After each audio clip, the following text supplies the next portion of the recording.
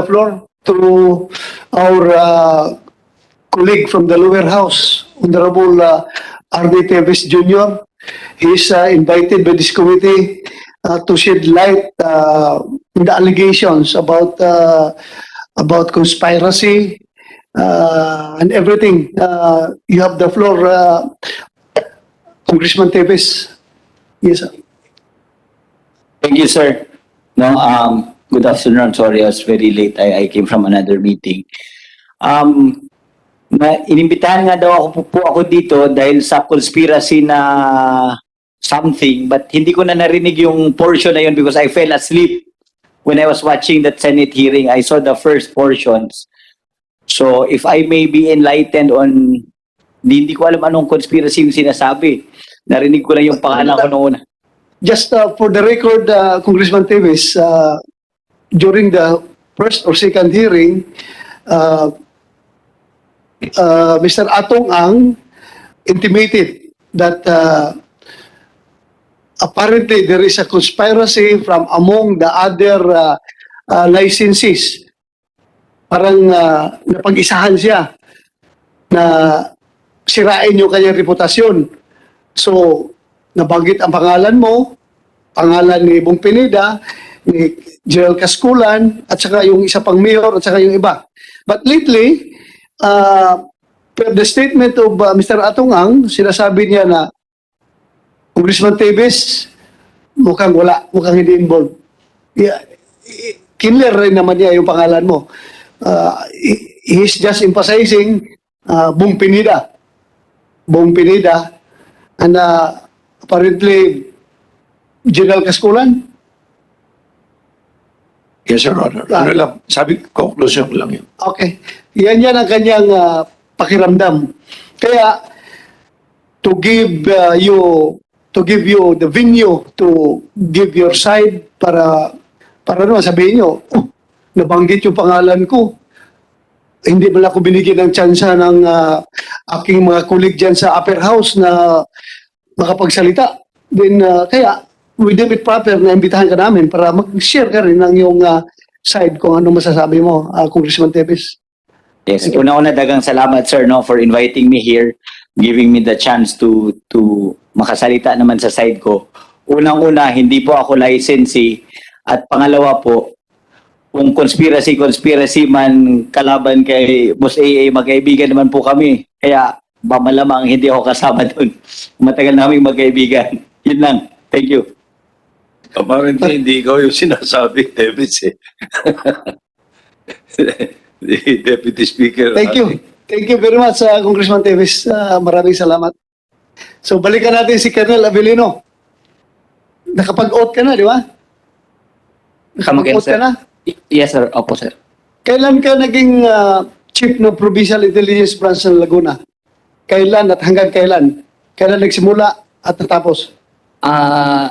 About 9:40, 9:35, sir.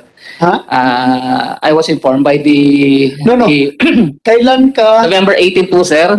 I received the order November 18, about 9:40 in the evening of November 18, sir. 2020. 2020. Yes, sir. Opo, sir. November 18, 2020. Yes, sir. Hanggang?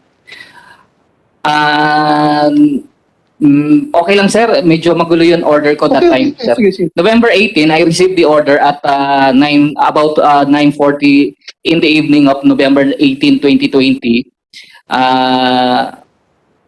Technically, ako yun, sir, yun chief PIU.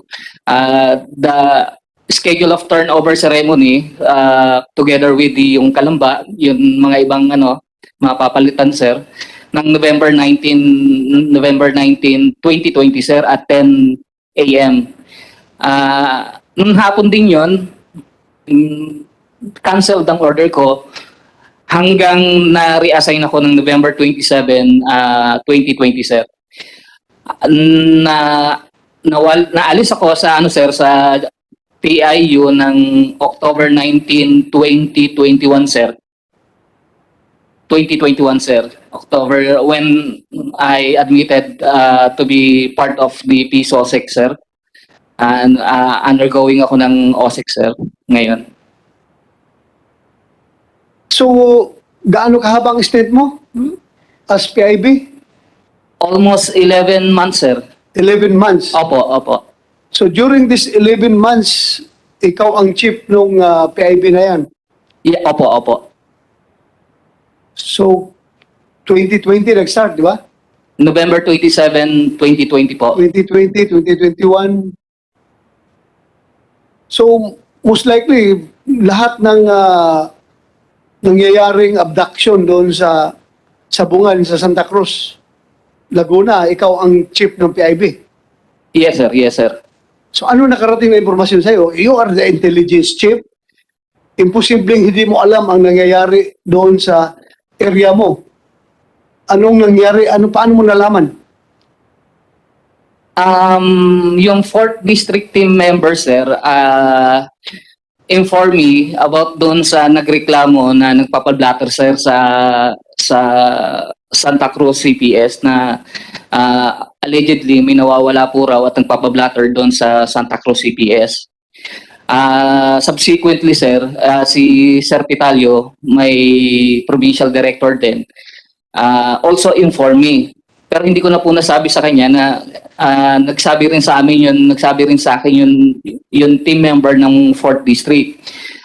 Immediately tumawag ako sa Chief of Police ng Santa Cruz MPS, then Ma'am Gawiran, para mag-coordinate kung ano yung mga detalye po, sir. And I directed yung team supervisor po for the information of everybody po. May 4 pong district team ang Laguna PPO. At ang bawat pong distrito ay minamanduhan ng isang opisyal. Noong time na yon sa 3rd at 4th district team, ang team supervisor ay si Lieutenant Sasaluya po. So doon sa allegedly doon sa nakuha namin information, I directed Lieutenant Sasaluya to closely coordinate with and help yun COP po ng Santa Cruz MPS po. Dito ba siya? Si Lieutenant Kasaluya? Kataluya? Opo. Andito siya? Imbitahan nga ninyo, paupuin dyan. Sige, continue. In other words, Mr. Chairman, in other words, Colonel, itong area na to, na pinangyarihan, nitong pinag-uusapan ngayon ay hindi ikaw ang on top of that particular area. Yes, sir. Itong sinasabi mo si Lieutenant, Lang po, excuse me po. Ang GPIU po, overseeing more or less 80 personnel, meron po kaming tracker team. Meron po kaming PSOU. Meron pong 4 na distrito. As well as the office personnel. More or less 80 personnel. Ako po yung nagsusupervise ng more or less 80 personnel. So, hindi ko po kakayanin talaga lahat yon. So, lahat po ng district team o lahat po ng team ay meron po talagang designated na officer. in this case, dito sa area na to, na pinangyarihan, sino yung designated officer? Kung yung tungkol po kay dito po doon sa kay Ma'am Lasco po, it is not Lieutenant Sasaluya kasi matagal na po siyang na-relieve. If I'm not mistaken po, may relieve na po si Lieutenant Sasaluya sa PIU. And also, may I allow, sir? Kung hindi na si Lieutenant Taduya, no August 30, sino na? Captain De Guzman po, sir. The team supervisor po, opo. Andito rin si Captain De Guzman. No, sir. Yung mga whereabouts ng mga tauhan nila, you would know. Yes sir, kasi nun I closely coordinated with the DCOP of San Pablo CPS. I personally sir, nandun ako sa area at nagpapa-allot kami. Captain De Guzman, the 3rd district team. Ako po ang 2nd district team ng PIU kasi ang dami po yun base dun sa sinabi sa amin, marami yung tao. Hindi kakayanin po ng SWAT lamang ng San Pablo. Sandali. Ako naging City Intelligence and Investigation Chief ako ng Davao City. Napakalaking area. Kahit na buong Laguna, pwede yan mapasok sa Davao City kasi hanggang Mount Apo. Puput ng Mount Apo, Davao City pa rin yun. Biggest city in the world in terms of land area in Davao City. Pero, kung may gagawing kalukuhan yung aking mga tao sa intelligence, sigurado mamomonitor ko. Ikaw ba, kung may gagawing kalukuhan ng mga tao mo, blind ka pa rin, hindi mo maalam? Alam ko sir, alam ko po. Alam mo. Opo. So in this case, dalawang cases. Itong kaso ng pagkawala ni Lasco at yung kanina, yung dalawang magkapatid, ini-implicate itong mga tao mo sa Provincial Intelligence Branch. Ano masasabi mo ngayon? Sir, si Staff Sergeant Paghangaan po is not assigned in intelligence at branch of the Laguna PPO. Hindi po siya assigned. Saan siya assign pala? Assigned po siya sa Binyan CPS. Kaya nagtataka po ako, ni-implicate dito yung PIU na hindi naman po siguro former PIU po si Sergeant Paghangaan. Oo. Pero PIU siya. So, Pero naging matagal- PIU siya.